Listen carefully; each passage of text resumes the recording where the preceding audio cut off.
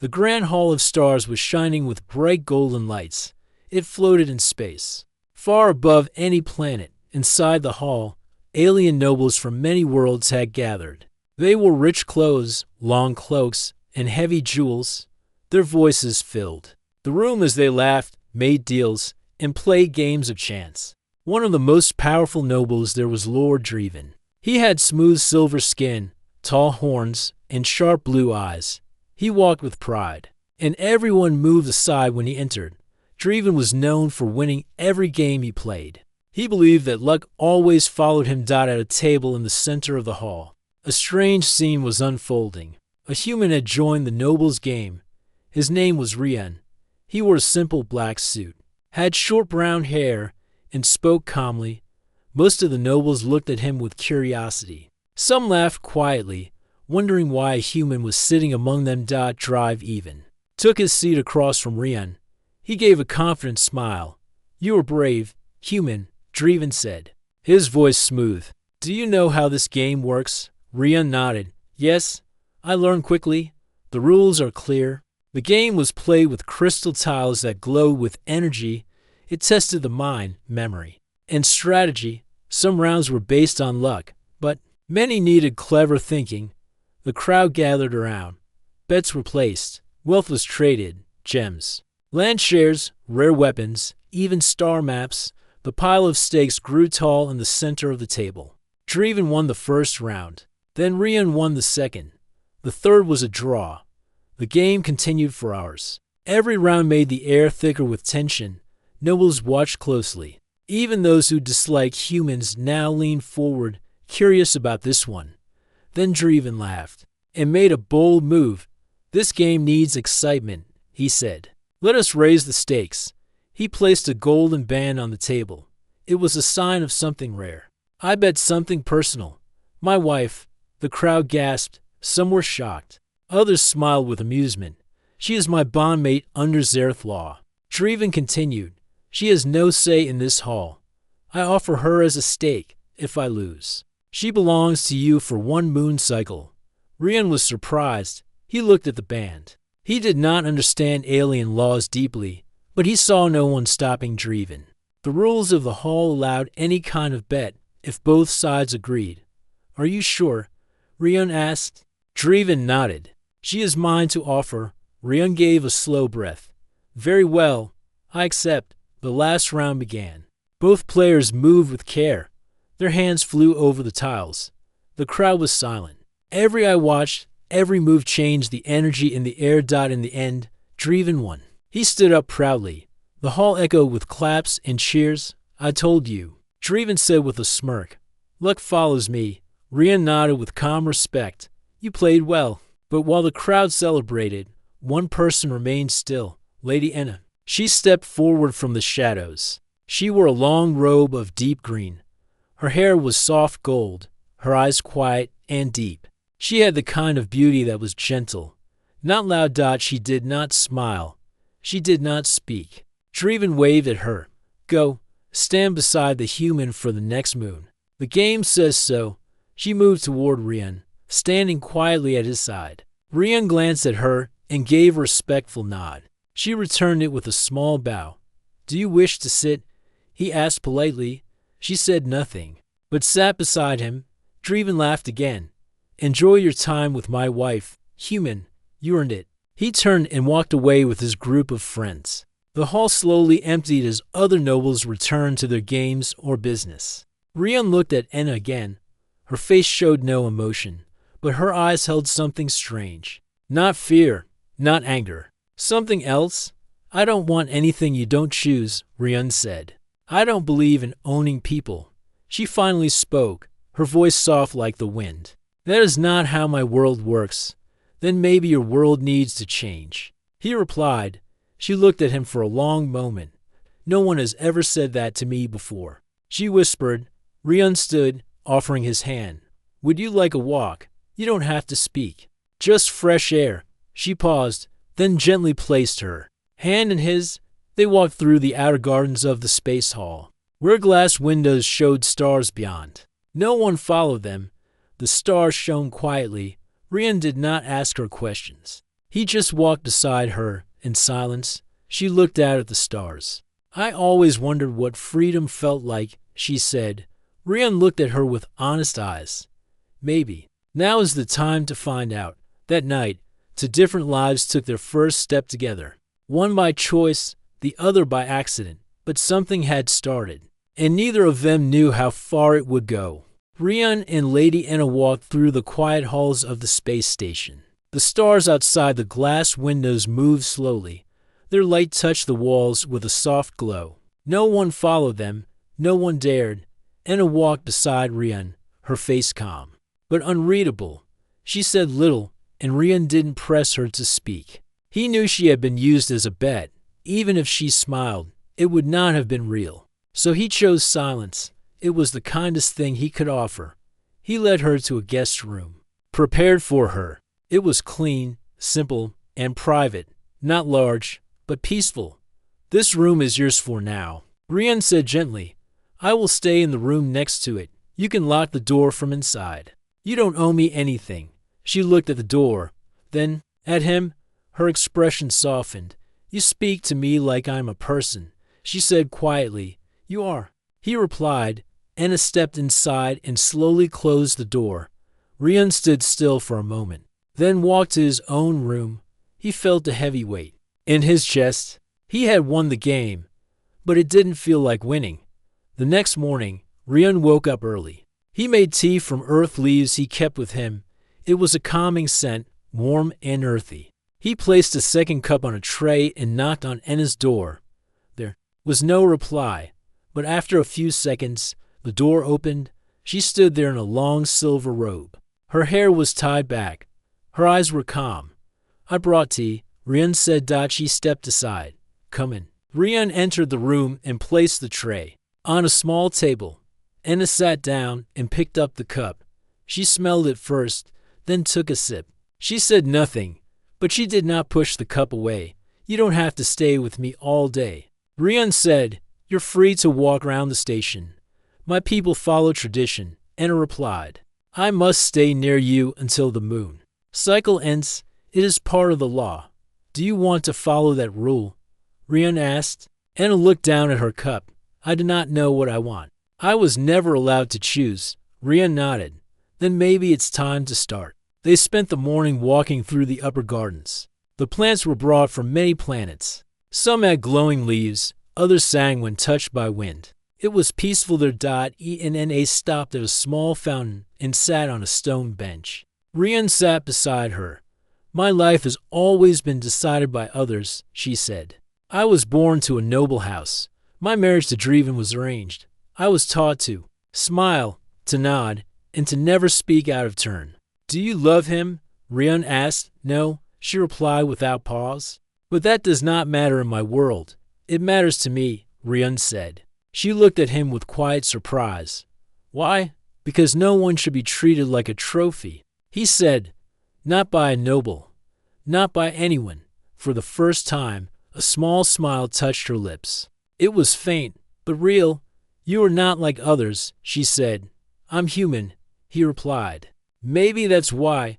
They continued their walk. Anna asked about Earth. Rian told her stories about oceans, forests, and city lights. She listened closely, eyes wide with wonder. She had never been allowed to travel far. She had never seen a world with no noble laws. Later, they sat in a small library. Rian shared a book with her. It was a simple human story about a girl who wanted to fly. Anna read slowly, her fingers touching each word. This story feels like my thoughts, she said. Like the girl is trapped, but still dreaming. She wanted to be free, Rian said. Just like you. That evening, Anna sat beside Rian during dinner. Nobles passed by their table and gave strange looks. Some whispered behind their hands, but Anna held her head high. She was no longer silent. Dreven did not appear that day. He was busy entertaining guests and showing off his other victories. He had already moved on, thinking Anna would return when the time came. But Anna was changing. Each day with Rian made her question everything she had accepted before. That night, before returning to her room, she paused outside Rian's door. You have given me something strange. She said. What is that? He asked. Respect. Rian nodded. It's what you deserve. She gave him a thoughtful look, then turned and went to her room. Inside, she stood by the window, watching the stars. Her heart felt lighter. For the first time in her life, she wasn't just someone's wife. She wasn't someone's prize. She was a person. And that thought filled her with something close to hope. The next morning, she woke early and went to Rian's room with tea. This is from my world, she said. It's a small gift. He took the cup, surprised but smiling. Thank you, he said. They drank together in silence. Something was growing between them. Not romance, not duty, something deeper. A quiet understanding, a bridge between two worlds. Anna no longer walked behind Rian. She walked beside him. And the nobles who watched them began to whisper once more. But this time, the whispers were not about a joke or a bet. They were about change, and change had already begun. The space station continued to shine above the stars. Life inside it moved as usual. Nobles played games, made deals, and shared stories. But among the people, quiet talks had begun. Some whispered about the human who had won a noble's wife in a gamble. Others whispered about the noble lady who now walked beside the human as an equal. Lady Anna had changed. Her voice was now calm and sure. She asked questions. She listened to others. She no longer waited for orders. For the first time in her life, she was being seen as more than a name or title. Every morning, she walked with Rian through the halls, gardens, and reading rooms. They spoke of many things. Rian told her about Earth's past, its struggles, and its rise among the stars. Anna spoke of noble houses, old traditions, and her wish to escape their control. One afternoon, they sat together in the high observatory. The glass dome above them gave a clear view of space. Rian handed her a small datapad. This is something I found, he said. It's your world's old laws, translated. She looked at the screen. Her eyes scanned the lines. Then she stopped. There is a part here, she said, about the rights of a person who is wagered in a bet. Yes. Rian replied. Read the next part carefully. Anna read it out loud. If a living being is offered as a bet and the bet is won, that being must be honored and treated with full dignity for the length of one moon cycle. They are not to be ordered, touched, or claimed. They may choose how to spend their time during that cycle. She looked at Rian with wide eyes. That means I don't have to stay beside you, she said. I was never bound to your side. Rian nodded. I thought you should know. Anna sat back, silent for a moment. Driven told me I had no choice. She said. He did, Rian replied. But the law says otherwise. Anna felt a strange mix of anger and relief. She had been tricked again, just like always. But this time, someone had shown her the truth. I chose to stay near you, she said. But I never knew I had the right to choose. That changes everything. Then what do you want to do now? Rian asked. I want to walk freely. She said, not behind anyone, not beside anyone, just on my own. Then do it, Rian said. That evening, Anna walked alone through the center court of the station. She wore a simple robe, without noble jewels or marks. Her head was high. Her steps were slow but firm. Many nobles saw her. Some were confused, some were angry. A few smiled. Lady Anna, the wife of Lord Dreven, was walking alone for the first time. Later, in the main chamber, the ruling council of the station met. They had heard of Anna's actions. Some members were shocked, others were curious. They invited Rian to speak. You understand our customs, one counselor said. Why are you encouraging this behavior? I did not encourage it, Rian said. I only showed her your own law. Another counselor leaned forward. And what do you think will happen if more noble women follow her example? Rian looked at each face in the room. I think your world will begin to change, he said. The council did not reply. They ended the meeting early, but their silence said more than words. Meanwhile, Lord Dreven was growing restless. He had not seen his wife in days. He had sent for her, but she did not return.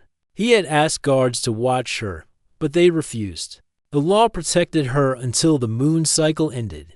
He paced inside his private hall.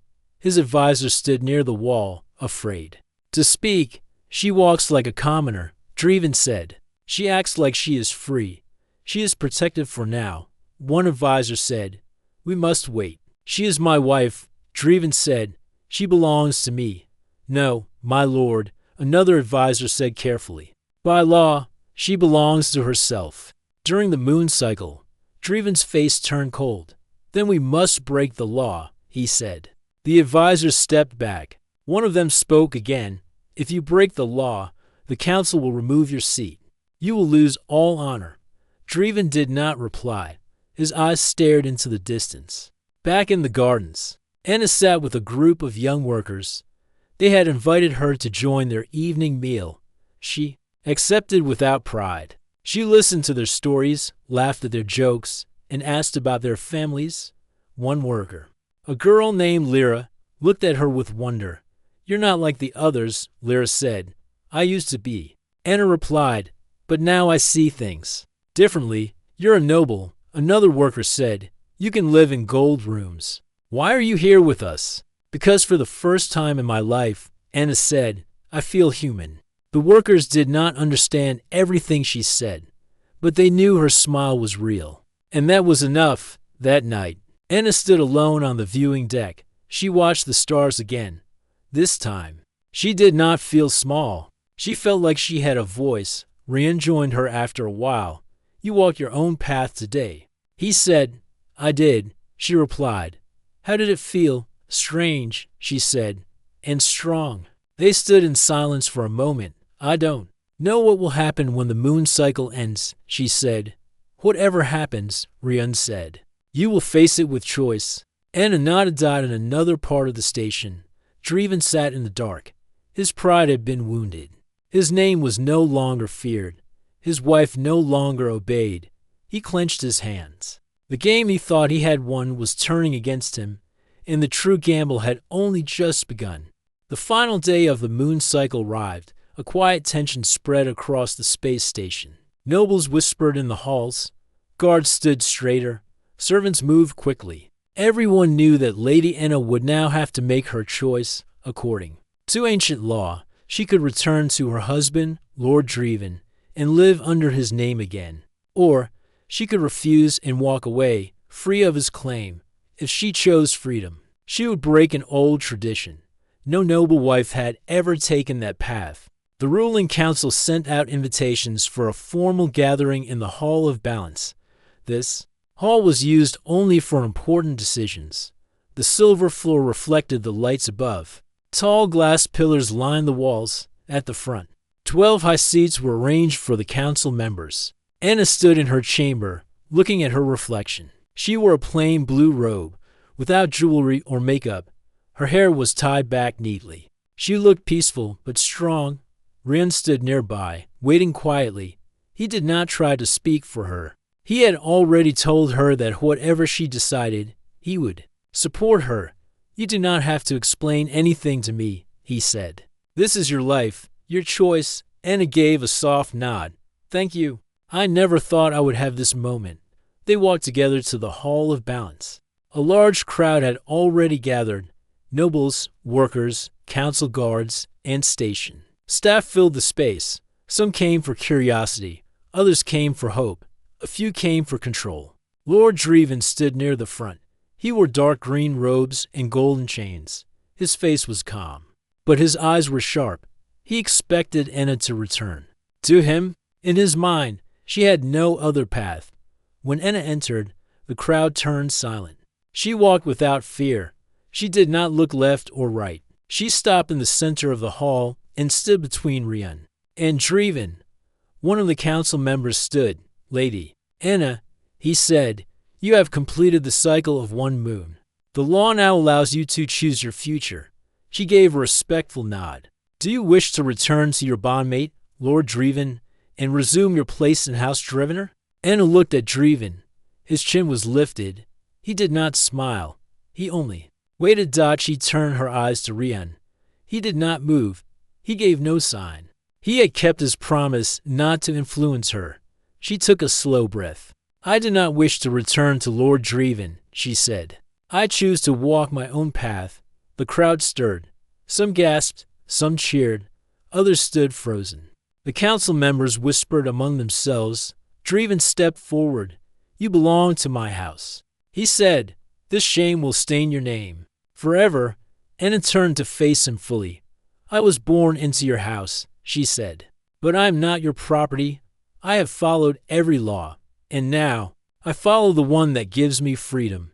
You will be nothing without my name, Dreven said. Then I will be nothing, she replied, and that will still be more than what you gave me. A voice from the crowd called out, let her speak, let her finish.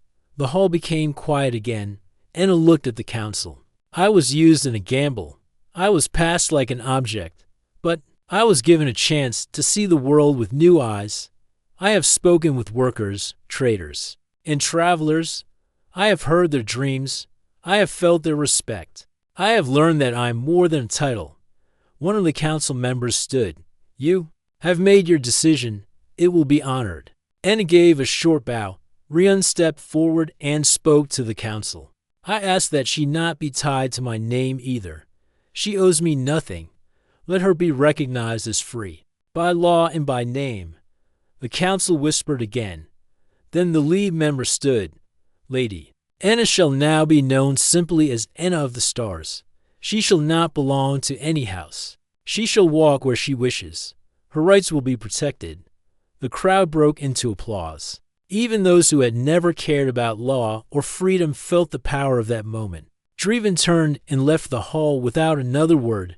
His face was pale, and his hands were shaking. His power had been broken, not by war or politics, but by choice. After the ceremony, Anna and Rian walked through the station. People greeted her with respect. Some bowed, not because of fear, but because of honor. Others smiled and called her by her new name. You changed something today, Rian said.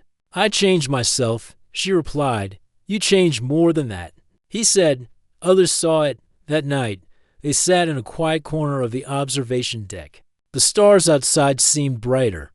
What will you do now? Rian asked. I don't know yet, Anna said.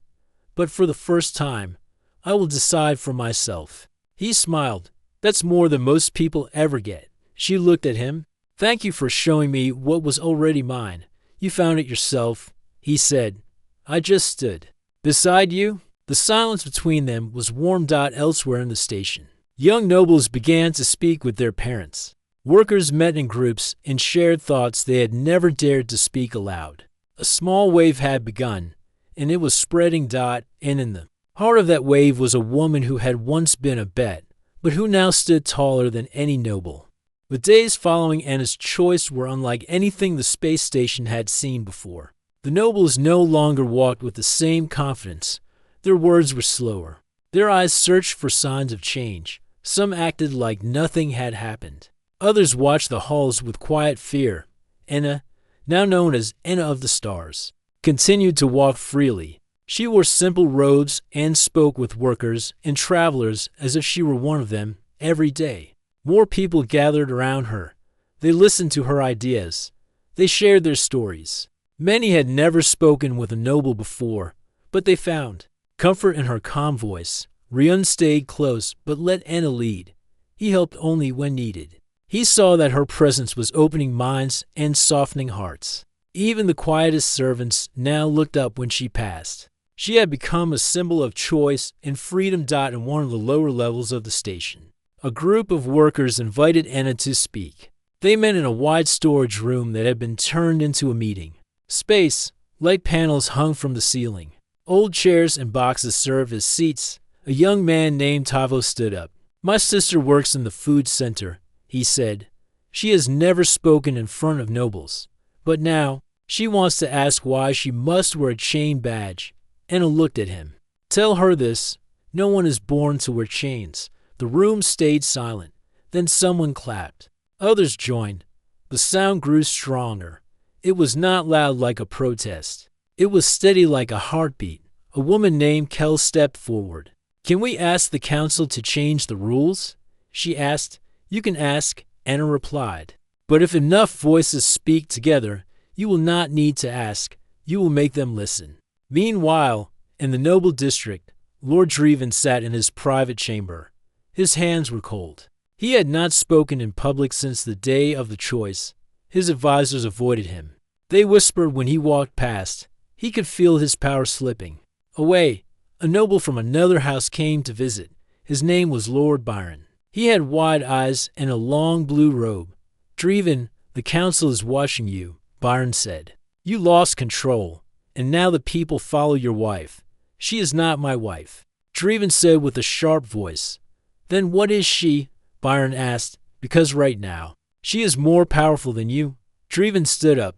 This will not last. The people will forget. She is only one voice.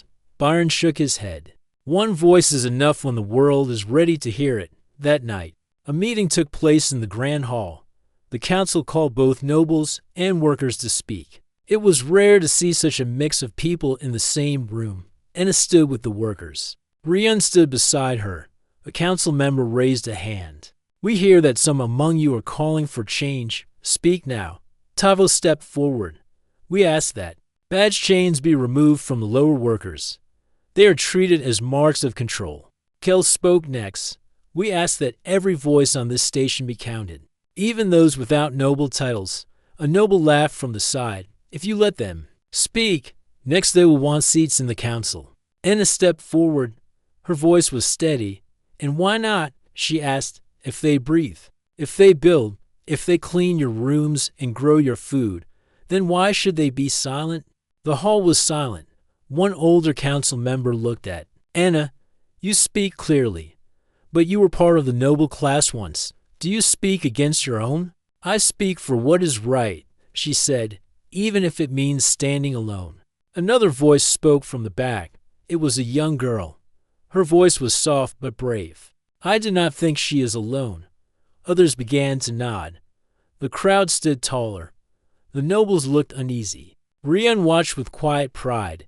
He had seen many leaders in his life, but none like Enna. She had no army, no weapons, no crown. Only truth. After the meeting, the council called a private session. They debated late into the night. Some feared that allowing change would destroy tradition. Others feared what would happen if they refused. At the same time, Dreven made his move. He called 3 loyal guards to his chamber. She is turning the people against the nobles. He said, she must be removed, quietly. One of the guards hesitated. She is protected by law. He said. Dreven narrowed his eyes. Then, break the law. The guard said nothing. Then he turned and left without a word. Dreven stared at the door, his hands shaking. The next day, that same guard came to Enna. My name is Moreau, he said. I once served your husband. He gave me an order I will not follow. I come to warn you. He is planning something. Enna thanked him. You did the right thing. Moreau looked down. I do not want to serve fear anymore. I want to serve what is true. You already are, she said. That evening, Enna and Rian moved to a safer part of the station. They stayed among workers who protected them. More voices rose each day. More people stepped forward. An uprising had begun, but it had no weapons. It had only words and choices. And in the center stood a woman who had once been treated like a prize. Now she was a fire, and her light was reaching every corner. The space station had become a place of tension. Voices of the workers grew louder, but fear still moved through the shadows. People were choosing sides. Some followed the old rules. Others followed change. And in the center of it all was Enna. Of the stars. Enna now stayed in the lower levels with the workers. Her days were spent meeting people, answering questions, and listening. Her voice had become a light for those who once stayed quiet. But danger was also growing. Rian was the first to notice the change. He saw unfamiliar faces near the corners. Some of the guards no longer spoke. The council had not made any new announcements, and Dreven had not been seen for many days. One evening, as Enna returned from a meeting with a group of young workers, Rian met her at the entrance to the living quarters. His face was serious. We need to leave this part of the station, he said. Why? Enna asked. Because eyes are watching us. and I no longer trust who they belong to. Anna looked around. The hall was quiet. Too quiet, she nodded. Then we leave now. Rion had prepared a plan. Moreau, the guard who had warned Anna, had given him a secret map of the station's lower tunnels. These tunnels were used long ago for repairs, but were now forgotten by most. Nobles, late that night, they packed what little they had and left with two trusted workers. One carried tools, the other carried food and water. They moved quickly and silently through narrow metal halls and winding paths. The air was cold in the tunnels. Lights flickered. Pipes hissed in the darkness. But they pressed on. They reached a hidden chamber near the outer edge of the station. It had old seats, control panels, and wide windows that showed the stars outside. Dust covered everything, but it was safe. This was once a service station. The worker named John said, engineers used it to watch the outside layers. No, one comes here now. Anna sat near the window and looked out at the stars. Rion sat beside her. I never thought I would be hiding like this, she said. You're not hiding, Rion said. You're leading. And leaders sometimes need time to think. She looked at him. Do you ever feel fear? Yes, he replied. But I do not let fear decide my actions. Anna gave a small nod. That is what I must learn. The next few days were quiet. They remained hidden, but messages still reached them. The movement was growing. People were asking where Anna had gone. Rumors spread that she had been taken. Others said she had left the station. But a few trusted voices carried the truth. She was alive. She was planning. During this time, Anna and Rion worked with those around them. They repaired old machines, helped fix food lines, and answered messages from across the station. More workers came to help. Some brought supplies. Others brought news. One message stood out. The council is split, said a worker named Vea. Some want to support you. Others fear what will happen if they do. What about Dreven? Rion asked. No one has seen him, but we hear he still has influence with a few guards, Vea replied. Anna stood and looked out the window again. We cannot wait for the council to decide, she said. We must speak to the people directly. How? Vea asked. There's an old announcement center near the core, Anna said. I have seen it. It can reach the entire station. It is guarded, John said. Then we will not take it by force, Rion replied. We will take it by voice. They formed a small team, workers, engineers, and even one retired pilot. Together, they planned the path. Moreau sent a map showing guard shifts. They waited until the right time, then began the journey to the core. They moved through forgotten halls, away from the noble eyes. Every step was careful. Every corner was checked. They passed broken doors, dark stairs, and silent machines. At last, they reached the entrance to the announcement center. Two guards stood outside. One of them saw Rion and raised his weapon. Stop. This area is closed. Anna stepped forward. Her voice was calm. I'm Anna of the Stars. I have a message for every being on this station. I ask you to let me speak. The guards looked at each other. One of them lowered his weapon.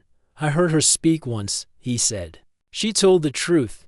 The second guard hesitated, then stepped aside. Anna walked in. The room had a central control panel and a wide screen. Rion helped her set up the communication line. When the system was ready, Anna stood in front of the screen. A light turned on. Across the station, every screen in every hall, chamber, and room showed her face. Her voice echoed across the stars.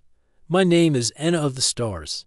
I was once part of a noble house. I was once a prize in a game, but I am now something else. I am a voice for those who are never heard, a voice for those who build, who clean, who fix, who serve. She paused. You are the strength of this station, and you deserve more than silence. Across the station, people stopped what they were doing. They watched, they listened. The time has come to speak without fear, to live without chains, to stand without shame, not by war, not by hate, but by unity. The screen turned off. Anna turned to the group. Now we wait. Back in the noble district, Dreven saw the message. His face was pale. His control was slipping fast. She dares speak again, he said. She must be removed. He gathered his last loyal guards, but what he didn't know was that many of them had already turned. The station had begun to change, and nothing could stop what had already begun. The station felt different after Enna's message.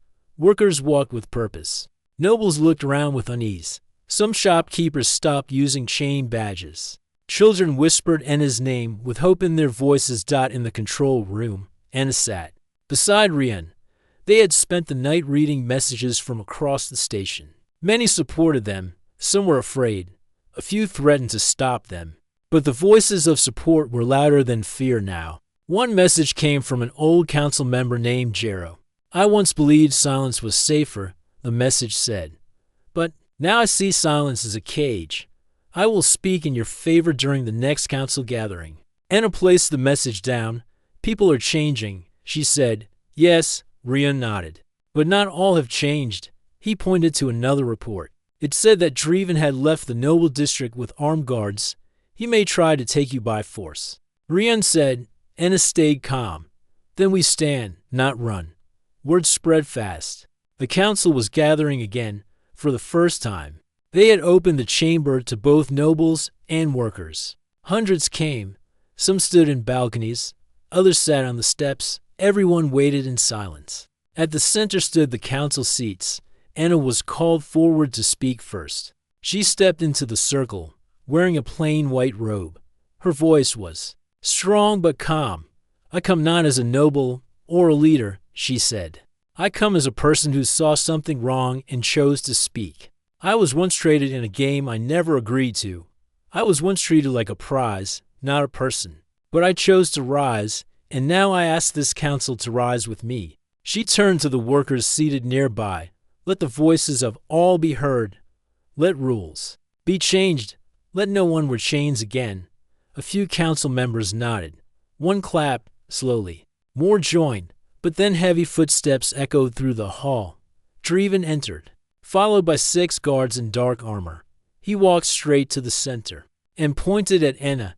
She is not a voice. She is a threat, he shouted. She was mine, by law and by right, and I will take her back. Gasps filled the chamber. Rian stood, ready to protect her. But Enna raised her hand and stepped forward. I am not yours, she said clearly. I never was. Dreven looked around. She has turned you all against the old ways. She has made you forget order. One of the guards beside him stepped back. Then another. A young worker named Tavo stood up in the crowd. You made us forget. Freedom, he said. She helped us remember. More workers rose. Nobles watched, unsure. Some looked afraid. Others looked ashamed. Then council member Jero stood and raised his hand. This station belongs to all who live here, he said. From this day forward, no one shall be owned. No voice shall be ignored. A new law begins now. Dreven reached for a weapon on his belt, but his last guard grabbed his wrist. I serve truth now. The guard said. Dreven pulled away and ran. He pushed through the crowd. But he was not fast enough. Moreau, the honest guard who had helped Enna earlier, blocked his path. Your time is over, Moreau said. Dreven was taken into custody. He didn't fight. He looked around and saw that even his name no longer held power. The council meeting ended with cheers. New laws were written that day. Chain badges were banned. Worker voices were added to council decisions. Nobles would no longer rule alone. Enna didn't ask for a title. She didn't want power. But the people gave her a name that stayed forever, Enna of the Stars. The voice who reminded them they were all equal. That evening, Enna walked with Rian to the outer window deck. Everything feels new, she said. It is, Rian replied. And you helped make it that way. I was just one voice, she said. But you stood when others stayed silent, Rian replied.